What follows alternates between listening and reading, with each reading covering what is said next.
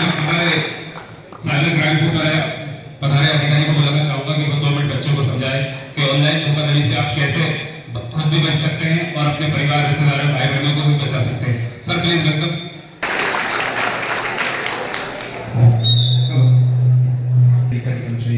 और प्यारे बच्चे, जैसा कि ये विधि है कि एक मंच का आयोजन यहाँ पर किया गया है और उसका जो विषय है वो है साइबर फ्रॉड। चूँकि साइबर अपने आप में एक बहुत बड़ी परिभाषा है, साइबर एक व्यापक क्षेत्र है। मैं बहुत ज़्यादा समय न लेते हुए कुछ मोटे मोटे तौर पर साइबर की कुछ ज्ञान आपको देना चाह रहा हूँ, जिससे अपन साइबर अटैक से बच सकते हैं। ये केवल बच्चों के लिए ही नहीं है, अपितु वरन यहाँ पर जितना स्कूल स्टाफ बैठे हैं, जितने लोग यहाँ पर उपस्थित हैं, उनके लिए भी काफ़ी लाभकारी चीज़ें हैं। तो कृपया जो छोटी छोटी सी बातें मैं बताना चाह रहा हूँ उसको कृपया ध्यान से सुनिएगा, समझिएगा कि साइबर किस तरह से हम पे अटैक होता है और हम साइबर अटैक का किस तरह से शिकार होते हैं। देखिए, अभी वर्तमान परिवेश में क्या हुआ है कि हम लोग डिजिटल युग में प्रवेश कर चुके हैं।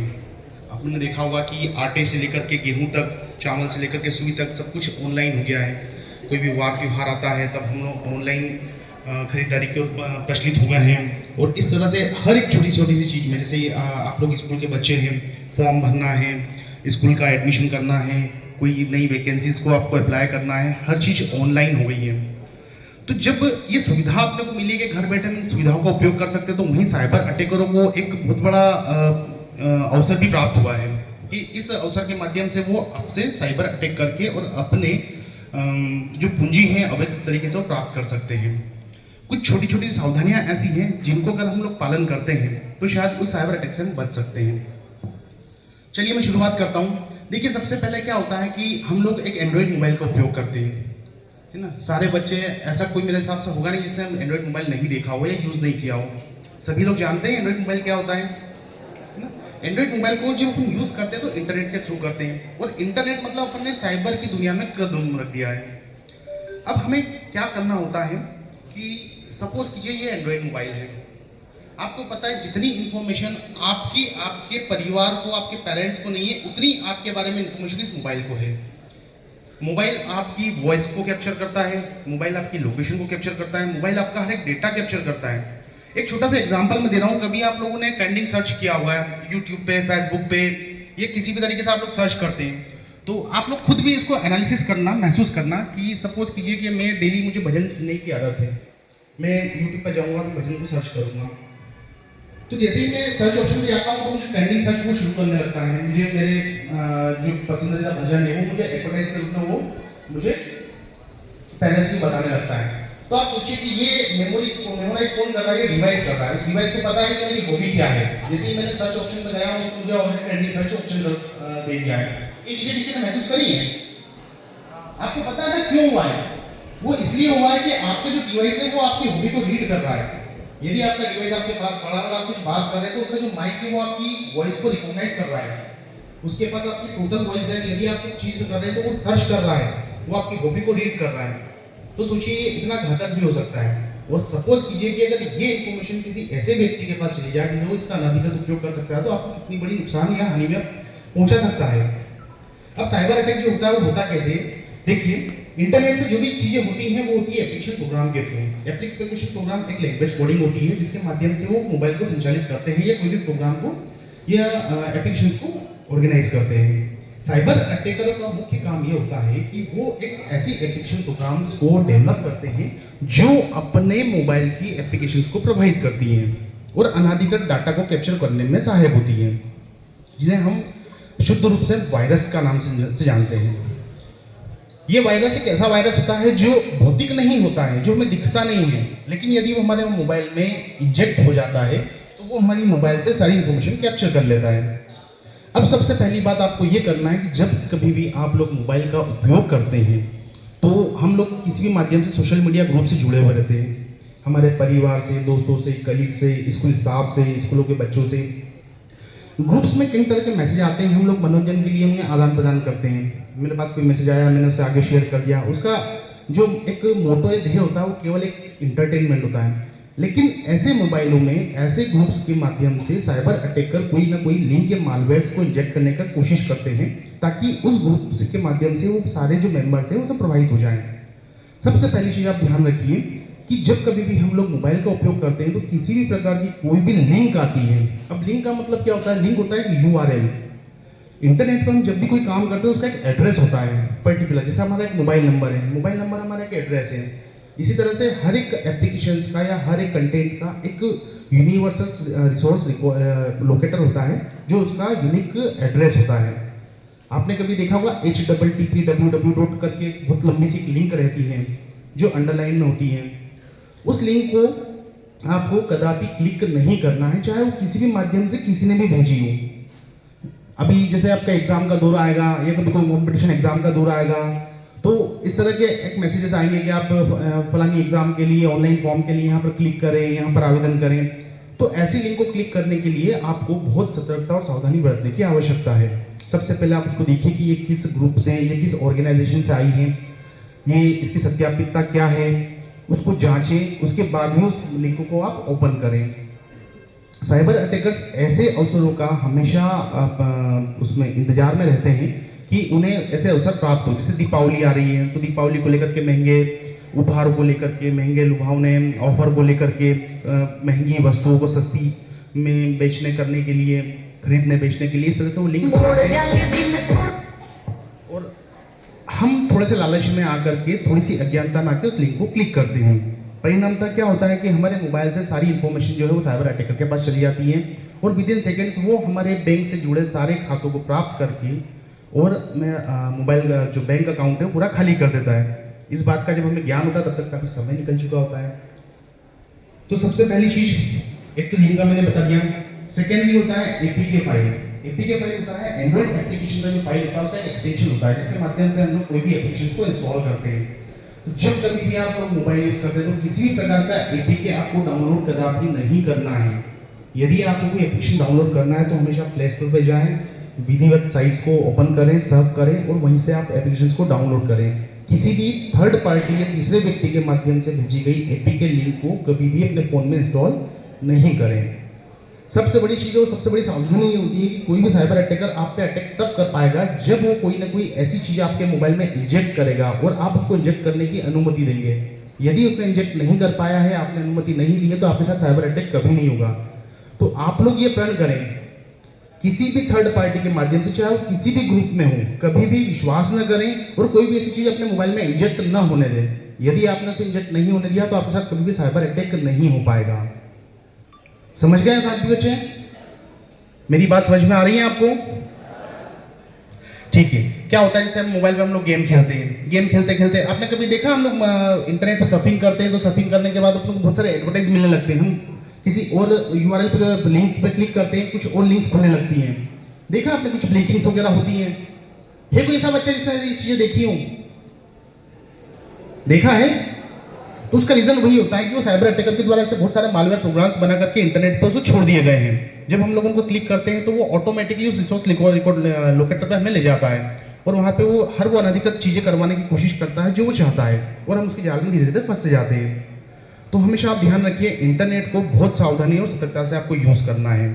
सबसे बड़ी बात ये मैं स्कूल स्टाफ और पेरेंट्स के लिए बता रहा हूँ कि आप भी लोग अपने घर पे जाइए, अपने पेरेंट्स को बताइए कि आजकल मोबाइल बैंकिंग का प्रचलन बहुत ज़्यादा बढ़ चुका है। हमारी एक लिंक, एक जो सिम होती है मोबाइल सिम, वो हमारे बैंक अकाउंट में रजिस्टर्ड होती है। आपको पता है कि वो जो सिम है वो आपका हस्ताक्षर है।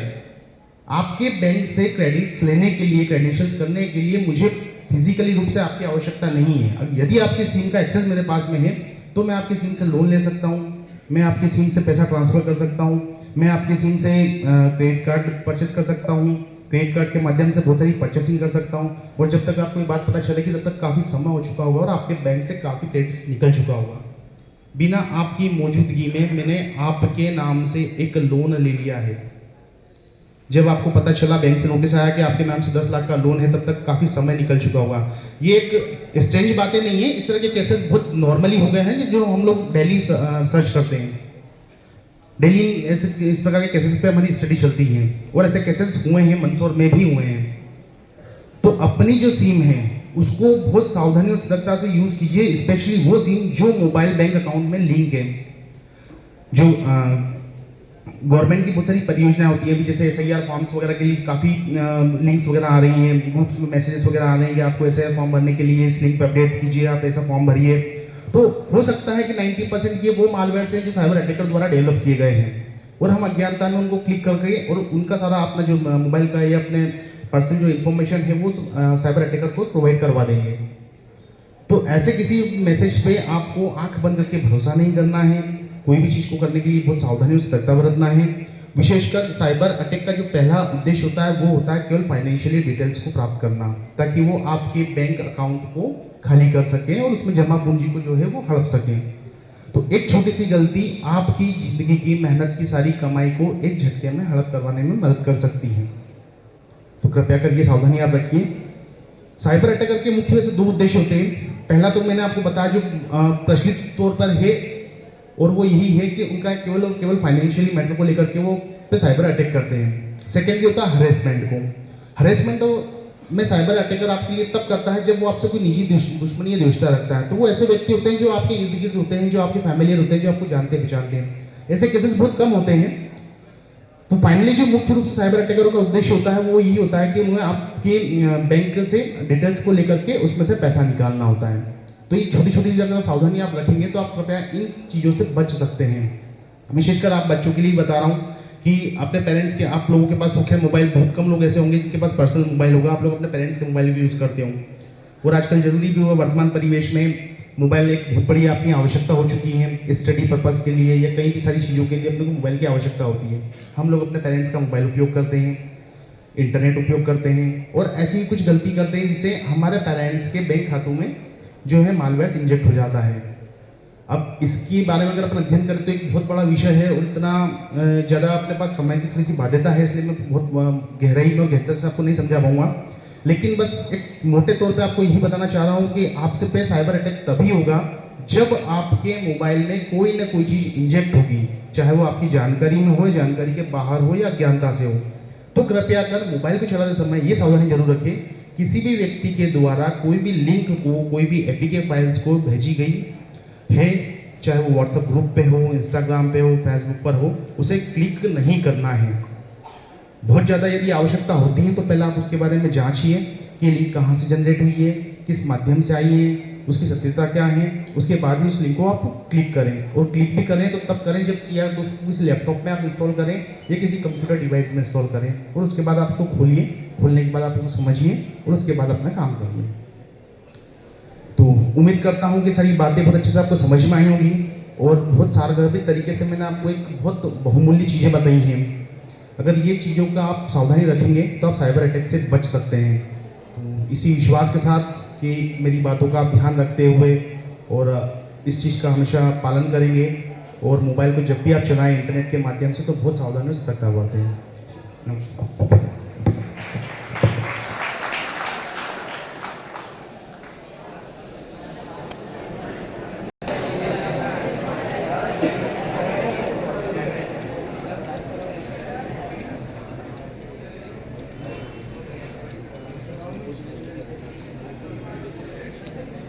₹10,000 जीतने का मौका। बस ये QR कोड स्कैन करना है एंड अपना नाम और पता बताना है। अरे राजा जी, बिना जाने QR स्कैन करोगे? ये तो बड़ी गलती हो सकती है। पर बड़ा प्राइज मिल रहा है ना। प्राइज के नाम पे पैसा चुराने वाले लोग होते हैं ये। अनजानी लिंक और QR कोड है नुकसान का इश्तिहार। ओहो, मतलब QR कोड के पीछे भी चोर छिपे हो सकते हैं। बिल्कुल, डिजिटल दुनिया में अपने पैसे और पहचान को बचाओ, साइबर सतर्क बन जाओ।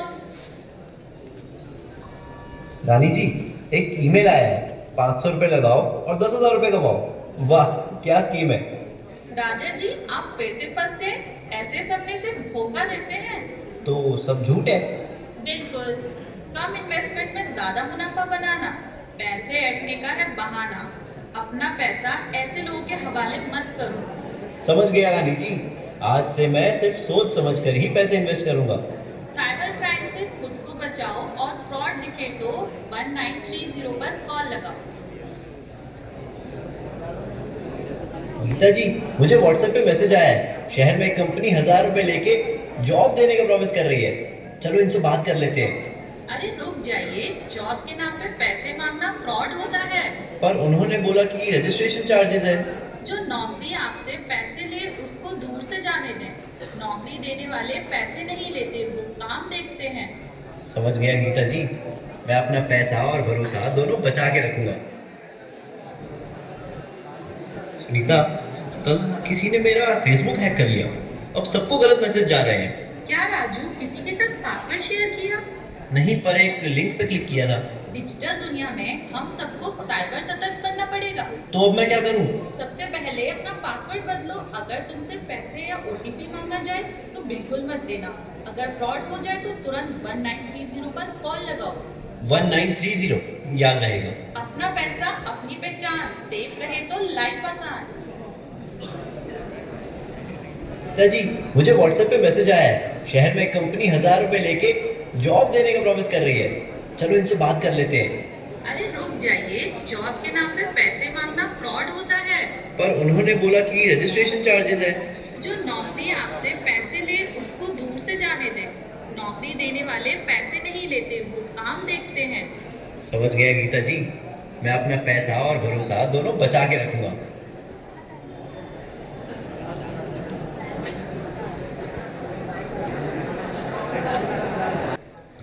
आप लोगों को साइबर सतर्क बनना है और इस योजनाओं का लाभ उठाना है और इनको सफल बनाना है।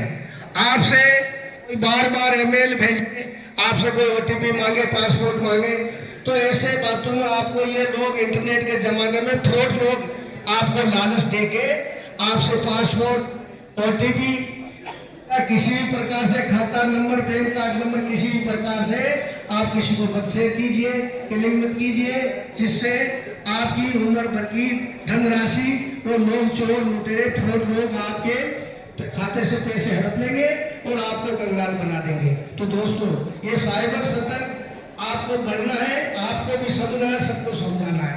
और बार बार आपके पास कोई ईमेल कर परेशान करता है तो 1930 के ऊपर फोन लगाइए, शिकायत दर्ज करवाइए कि हमारे पास बार बार ये ईमेल शेयर कर रहा है और हमको परेशान कर रहा है, हमसे ओटीपी या खाता नंबर, पासपोर्ट नंबर मांग रहे हैं। तो दोस्तों, अपना धन को खुद बचाइए, आप सब बनिए और इस बात को परिवार को समझाइए, जिससे हमने सबने ये ठाना है कि साइबर सतर्क को एक अच्छा देश को सतर्क बनाना है। और इनकी आप लोगों ने, सब लोगों ने ये सब किया है और इसको सतर्क बनाना है। धन्यवाद।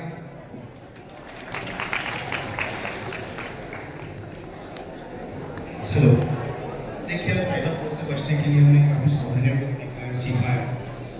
एक अभी वर्तमान में जो प्रचलित केस भी भोजन होता है, हो रहा है, जो हम लोगों के पास स्टडी में आया, मैं थोड़ा शेयर करना चाहूँगा। विशेषकर इसमें स्टाफ के लिए है और आप लोग भी अपने पेरेंट्स के जगह शेयर कीजिएगा। देखिए, भी कुछ विगत वहाँ से एक इस तरह के केसेस में बहुत ज़्यादा वृद्धि हुई है। मैं उसकी केसेस आपसे शेयर करना चाह रहा हूँ और इसका रीज़न केवल आपको अवेयरनेस पर्पज़ है। आप लोग विशेषकर स्कूल स्टाफ है, जो आपके बच्चे हैं जो बाहर पढ़ते हैं, ये कहीं एग्ज़ाम के लिए कि बाहर जा रहे हैं, होता क्या है, बच्चा जब एग्ज़ाम के लिए बाहर जाता है या बाहर की स्टडी कर रहा है तो आपके पास एक फ़ोन कॉल आता है, जो विशेषकर किसी साइबर सिक्योरिटी से, पुलिस डिपार्टमेंट से, या वो इस तरह से आपको लीडिंग करके ये साबित करेंगे, प्रिटेंड करने की कोशिश करते हैं, ये बताते हैं कि साइबर या पुलिस स्टाफ से हैं। आपके बच्चे द्वारा ऐसी कोई अनाधिकृत एक्टिविटी में इन्वॉल्वमेंट पाया गया है और उसको अरेस्ट कर लिया गया है। जब आप अपने बच्चे से संपर्क करने की कोशिश करते हैं तो शायद वो एग्जाम हॉल में बैठा होता है, संपर्क हो नहीं पाता है और आपको सोचने समझने की बिल्कुल समय शक्ति रह नहीं पाती है, क्योंकि एक तो आपके पास इस तरह का फोन आ जाता है, सेकेंडरी आपके बच्चे से या आपके परिवार में जो भी व्यक्ति है उससे आपकी बात नहीं हो पाती है, तो आपके मन में दूसरी कोई चीज सोचने की क्षमता ही नहीं बचती है। और इस कंडीशन में जो साइबर अटैक है वो आपसे अपनी बातों का अनुसरण करवा करके वो बातें मंजूर करवा लेता है, मनवा लेता है जो चाहता है। वो आपको कहता है कि आपको इतना पैसा देना पड़ेगा, मैं भेज रहा हूँ, ये बार को भेज रहा हूँ, इतना पैसा उसमें ट्रांसफर कर दीजिए, और आप लोग हड़बड़ाहट में कर देते हैं। ऐसा हो चुका है, आप ये मत समझिएगा कि ये ऐसा नहीं होता है, ऐसा हो चुका है और काफ़ी केसेस हैं इस तरह के।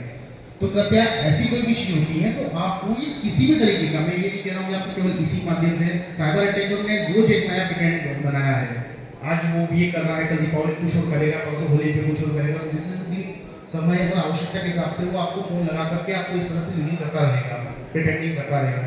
तो जब कभी भी आपके पास ऐसे फोन आते हैं तो कृपया आप भयभीत ना हो। सबसे पहले आप नज़दीकी पुलिस स्टेशन पर जाएं। 1930 जैसा कि अभी आपको बताया गया है, एक साइबर हेल्पलाइन नंबर है 1930। सभी लोग नोट कर लें। यदि आपके साथ कोई भी साइबर प्रकार या साइबर से संबंधित किसी प्रकार की घटना घटित होती है तो आप उसकी ऑनलाइन कंप्लेंट तत्काल रजिस्टर करें, चाहे वो बैंक संबंधी हो, चाहे सोशल मीडिया संबंधी हो, या किसी भी प्रकार से हो, या किसी ऐसे व्यक्ति का आपको बार बार फ़ोन ला के परेशान करना हो, तो आप 1930 पर कॉल करें और अपनी कंप्लेंट को रजिस्टर करें और सबसे पहले नज़दीकी पुलिस थाने पर जाएं या साइबर ब्रांच में जाकर के अपनी समस्या बताएं। लेकिन किसी भी व्यक्ति का भयभीत होकर के अनुसरण न करें। ये 99% साइबर अटैकर्स हैं जो इस तरह के अवसरों का लाभ लेकर के और आपको भय में डाल करके आपसे पैसा या राशि हड़प कर लेते हैं। हो सकता है कि वो व्हाट्सएप पे आपको जब फ़ोन वीडियो कॉल करेंगे तो हो सकता है वो यूनिफॉर्म में दिखें, तो अब आप लोग ये सोचने लगते हैं कि हो सकता है शायद साइबर या पुलिस डिपार्टमेंट से ही संबंधित व्यक्ति है, लेकिन नहीं, ऐसा नहीं है। वो व्यक्ति पूरी तरह से साइबर फ्रॉड है। तो कृपया इस तरह की घटना मैं आशा करता हूँ कि ऐसे कभी कोई घटना नहीं किसी के साथ हो, लेकिन जब कभी इस तरह की कोई घटना होती है तो कृपया भयभीत ना होकर के सबसे पहले आप नज़दीकी थाने पर जाकर के उसकी कंप्लेंट रजिस्टर करवाएं। ठीक है, हम लोग अब एक शपथ लेना चाहते हैं, तो सभी लोग खड़े हो जाइए।